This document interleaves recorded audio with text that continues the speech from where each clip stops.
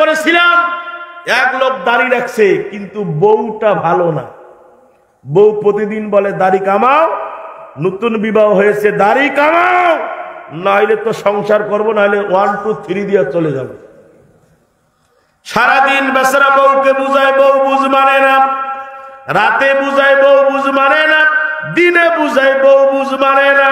বেচারাকে বলতেছে দাড়ি কামাইতে হবে। আমার ভাইরা কিন্তু এই ছোট্ট মানুষ দাড়ি ওয়াজের মাহফিলে দাড়ি রেখে দিয়েছে, দাড়ি কামাবে না, কিন্তু বউ ছাড়ে না। পরের দিন ওর বাবার বাড়িতে যাওয়া লাগবে, তার বোনের বিয়াতে যাওয়া লাগবে, এবং স্বামীকে বলছে যদি তুমি দাড়ি কামাই নিয়ে না আসো, আমি তোমার সংসার করবো না। ও আমার আম্মাদিরা কাল্লা গাওমা, এই ছেলে সারা রাত ধরে কাঁদে আর বলে আল্লাহ রব্বুল আলামিন, নবীর সুন্নত দাড়িটা আমি রেখে দিয়েছি আল্লাহ, আজকে বড় অত্যাচারে বুঝি দাড়ি কামানো হবে। বিবির কাছে আমার ভাইরা 20টা টাকা নিয়ে আমার ভাইরা বাজারে চলে গেছে। দোকানদারকে নাপিতকে যা বলছে, নাপিত রে অনেক আশা করে দাড়িটা রেখে দিয়েছি, কিন্তু বউ আমার বুঝ মানে না।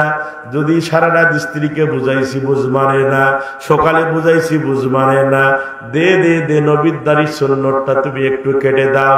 নাপিত আমার ভাইয়েরা আস্তে করি আমার ভাইয়েরা তার মাল মেডিসিন যা আছে সব লাগাই দিয়েছে।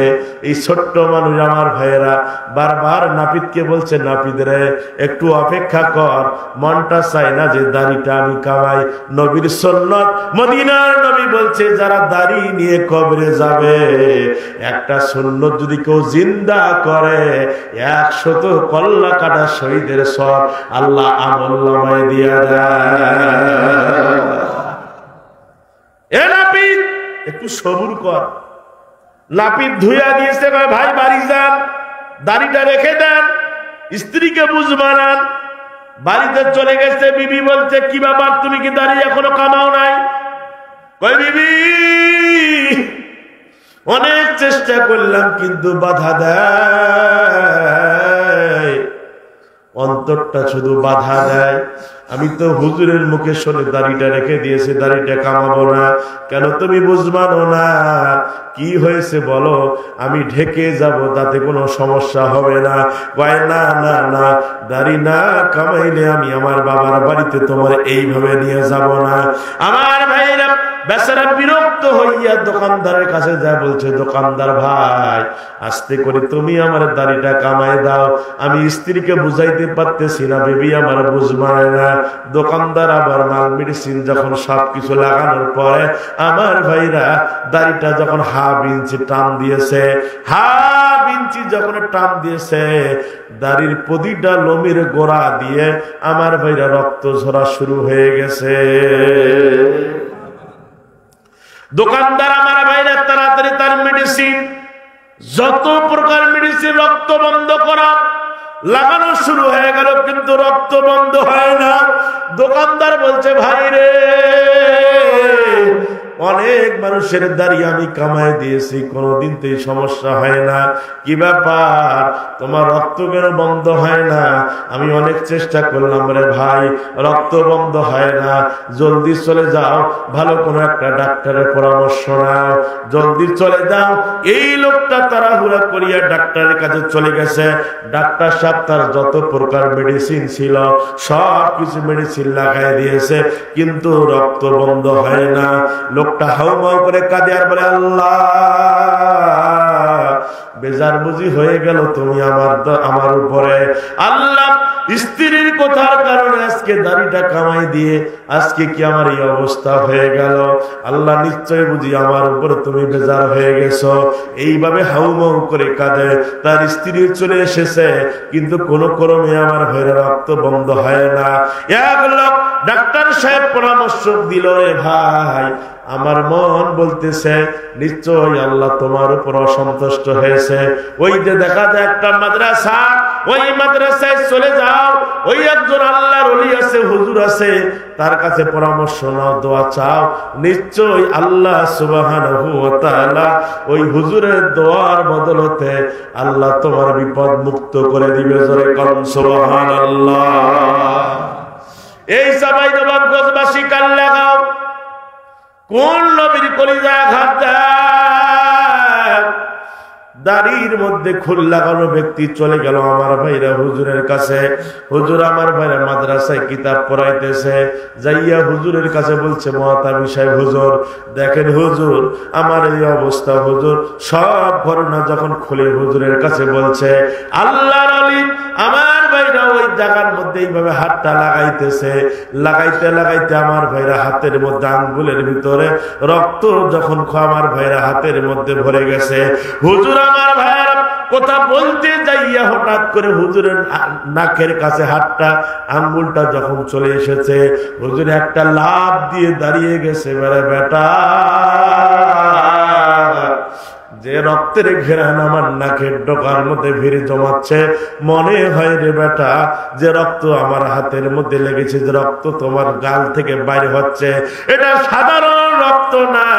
আমার নাকের ভিতরে আমি দেখতেছি মেশকো আম্বরের সেইতে ঘেরান, আমার মনে হচ্ছে এটা নবীজির রক্ত তোমার গাল থেকে বাইরে হয়।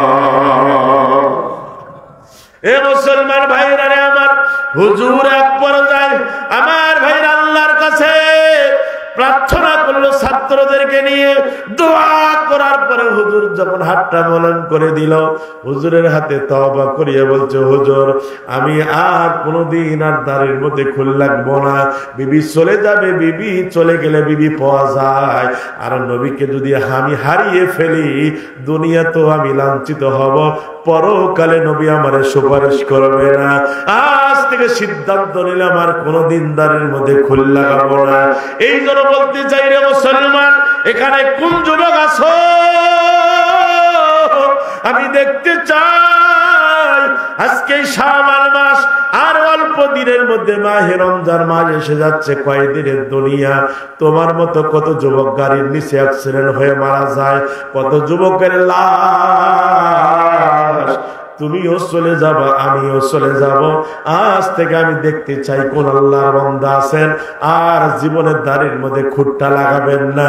আজ থেকে তওবা করাবেন যে হুজুর আমি দাড়িটা রেখে দিব, আর কোনদিন দাড়ির মধ্যে খুল লাগাবো না।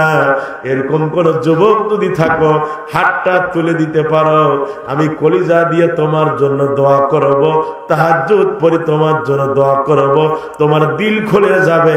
আজকের মাহফিল আল্লাহ দরবারে কামিয়াব হবে।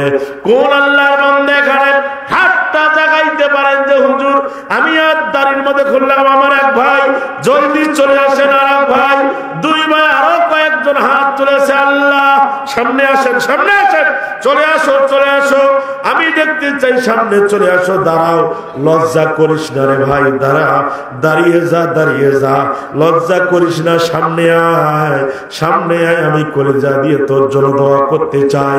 আজকের মাহফিল সাক্ষী হয়ে থাকবে, আল্লাহকে বলতে পারবো যে আল্লাহ তোমার কোরআনের মাহফিলে তোমার কিছু বান্দারা ওয়াদা করলো দাড়ির মধ্যে খুল লাগাবে না। কারা কারা লাগাবেন না আজ থেকে নিয়াত করবেন, সামনে চলে আসেন, সামনে চলে আসেন, আল্লাহ কবুল করে নিবে। চিল্লাই করেন আল্লাহুম্মা আমিন। আরো জোরে বলেন আল্লাহুম্মা আমিন। নারায়ে তাকবীর, লিল্লাহি তাকবীর। কি নাম ভাই আপনার? শহীদুল ভাই। আল্লাহ আমার আরেক ভাই তোফাজ্জল ভাই, আল্লাহ রব্বুল আলামিন আজ থেকে ওয়াদা করেছে আর দাড়ির মধ্যে খুঁট লাগাবে না। আল্লাহ তুমি তাদের কলিজা খানা ঠান্ডা করে দাও, নবীর কিরণে দাঁড় করে দিও। জোরে বলেন আমিন। আরো জোরে। ঠিক আছে, বসেন। যাওয়ার সময় আমার সাথে মুসাফা করবেন ইনশাআল্লাহ। আল্লাহ কবুল করুক বলি আমিন। আরো চিল্লায় বলেন আমিন। দাড়ির মধ্যে খুল লাগানো যাবে? হাত তুলেন, সবাই হাত তুলেন, হাত তুলেন, ওয়াদা করেন, হাত তুলেন, বলেন ইয়া আল্লাহ আমি তোমার নামে শপথ করতেছি, যতদিন পর্যন্ত মালাকুল মউত আমার মাথার কাছে না আসতেছে ততদিন পর্যন্ত আল্লাহ ফরজ নামাজ, ফরজ রোজা, দাড়ি আমি কাটবো না, আমি কাটবো না। আল্লাহ তুমি আমার মাফ করে দাও, আমিন। আরো চিল্লায় বলেন আরো চিল্লায়